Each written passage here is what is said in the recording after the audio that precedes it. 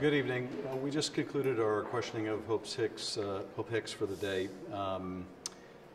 Initially, it was made clear to us that the White House had given Ms. Hicks the same instructions that were given to Steve Bannon, and that is not to answer any questions pertaining to the transition or to her time in the administration, and only to answer questions up until the end of the campaign.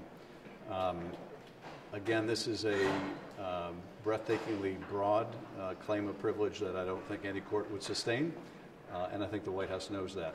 This is not executive privilege, this is executive stonewalling. During the course of the questioning, when it was clear that those two periods would be off limits, we requested the majority to issue a subpoena on the spot, to use essentially the same process that we used with Steve Bannon. The majority declined to do so. There's apparently one rule for Steve Bannon and another rule for everyone else. During the course of the interview, it became clear that Ms. Hicks had been willing to answer questions regarding the transition during her testimony before the SISI. We made the point that any even claim of a potential future privilege would have been waived by that testimony.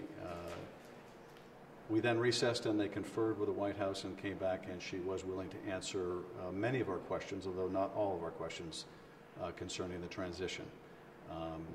But nonetheless persisted in declining to answer questions about her time in the administration, including, of course, key events such as the fabrication of that statement about the Trump Tower meeting. So all of our questions about what went into that statement went unanswered.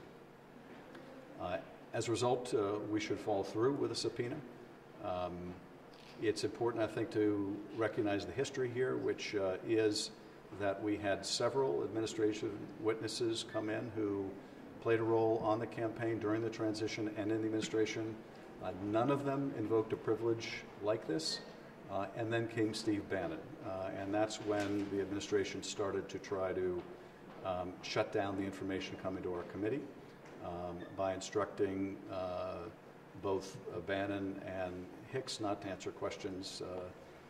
At the same time, Corey Lewandowski came in the same week as Bannon, also refused to answer the same questions, didn't make any claim of privilege because there was none to be made, never having served in the administration, merely said he was not prepared to answer.